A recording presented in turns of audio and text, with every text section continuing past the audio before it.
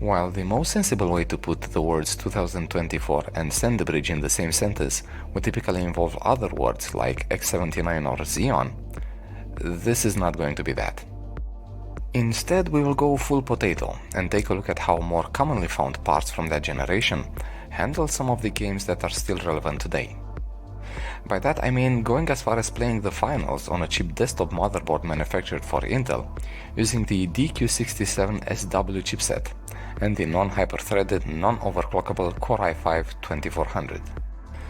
Compared to the previously reviewed CPU, the i5-2400 has no hyper-threading, meaning 4 core 4 threads will have to do. The maximum boost frequency is around 3.4 GHz, 50% lower than the E3 Xeon, and the DDR3 support lists 1333 MHz as maximum frequency, again lower than the 1600 MHz supported by the Xeon. All in all, I expect about 20% performance penalty compared to a Haswell-based Core i5 CPU, and we'll see how these expectations are met. Much like the previous case, we will use the Inspector application to disable the security vulnerability patches and see if there is a boost in performance later in the video. We'll focus on the app's results only in the context of the multiplayer games, where every extra frame squeezed is going to be welcomed. For RAM, I used a mix of 4 4GB RAM sticks that can go up to 1600 MHz for a total of 16 GB. No worries about timings or running mismatched sticks here. Remember, consumer-based SandBridge tops out at 1333 MHz and all 4 sticks can hit that comfortably. The choice for the video card is probably the more controversial point of this, the GTX 1050 Ti.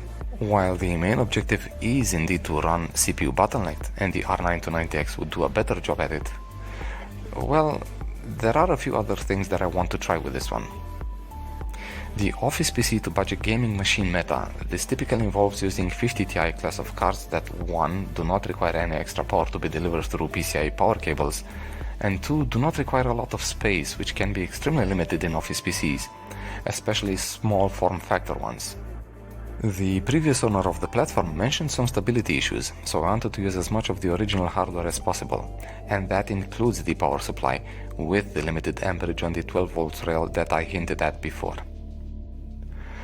Okay, now that we have that out of the way, time to go through the gaming results. Keep in mind that since we're focusing on the CPU, we'll be testing a lot at low settings, 720 resolution and even lower. Higher resolutions are relevant for the performance of the 1050 Ti alone, and a link to a review of the card is available in the description.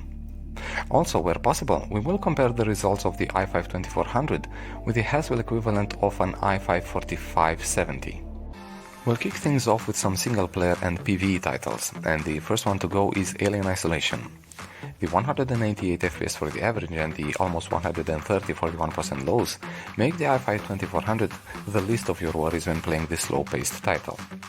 GTA 5 is another older single-player title, and the i5-2400 averages 100 FPS in the last benchmark.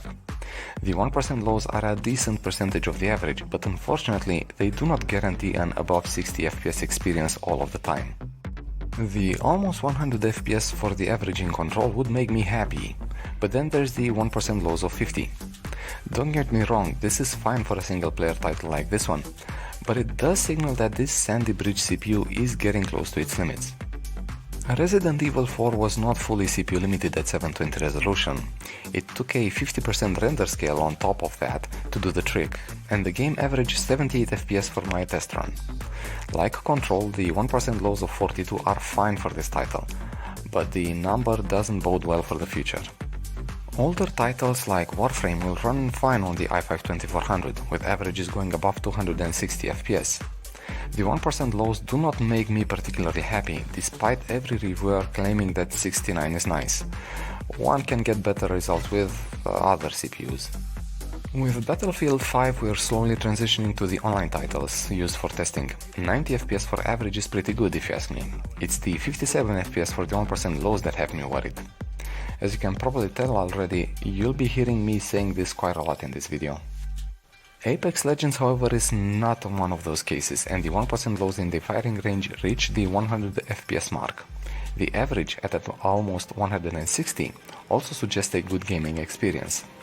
To be honest, I did not expect these results from the 13-year-old CPU. As for the Haswell CPU, it beats the i5-2400 by about the same margin we anticipated, somewhere around 20%. While Fortnite is notoriously called Stutter Night for its 1% lows, I feel that the 71 FPS for this performance indicator is not due to the game itself. Still, the value is acceptable, and is coupled with an average just above 150 FPS. One can do worse than the i5-2400, I guess. As for comparing with the Haswell CPU, I ended up recording a new replay. The game updated, so it wouldn't make sense to compare results when using different benchmarks. Rocket League has no problems running on this old CPU, and the average FPS goes well beyond 270 FPS, with the 1% lows of 155 are perfectly fine. Again, keep in mind that we're testing the CPU's capabilities alone. All is well when it ends well, I guess. I was quite happy to get to the end of the quick cash match in the finals. In order to avoid any GPU bottlenecks, I played at 720 resolution and 50% render scale. The experience was far from ideal, like really far, and I was afraid that my team would lose because of the poor performance of my CPU. How poor, you ask? 36 FPS for the average and 14 for the 1% lows. This is a far cry from what the 1050 Ti is capable when coupled with a better CPU. Comparing these results with the 4th gen i5 equivalent only serves as a reminder of what the future holds for Sandy Bridge. There was little to no difference between the runs at full render resolution and the ones at 50% render scale in Rainbow Six Siege. This is, thankfully, a clear CPU bottleneck, and the average of over 170 FPS and 1% loss of just above 100 can be attributed to the i5-2400 alone. And unlike the finals, and more like Apex Legends, the performance difference when compared to the Haswell-based CPU falls within our initial expectations. CS2 was more in line with how I anticipated a new title would run. However, the numbers seen here were collected without running in Spectre. There is a second set of numbers later in the video. For now, the secure i5-2400 averaged 66 FPS and scored 40-41% lows, all while running from CT spawn to A to terrorist spawn in DA Dust 2. Newer CPUs will fare significantly better, as seen when comparing the 2400 to the 4570. Valorant is notoriously CPU bottlenecked, and the i5-2400 managed an average FPS well above 200. Unfortunately, while we can look away and pretend that there is no 1% lows, its value of 62 will have an effect on how the game feels. Later in the video we'll see if using Inspector helps out here. And at least for the average FPS, the performance of the 2400 stacks up as expected against the 4570. I'm not a MOBA player, so I can't really tell if the results in Dota 2 should be worrying or not.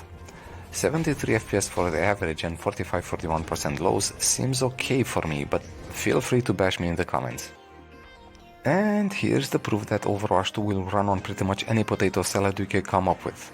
In a CPU bound scenario, that is 720 resolution and 50% render scale, low settings, the teenager CPU managed an average of 352 FPS and 1% lows just above 190 FPS.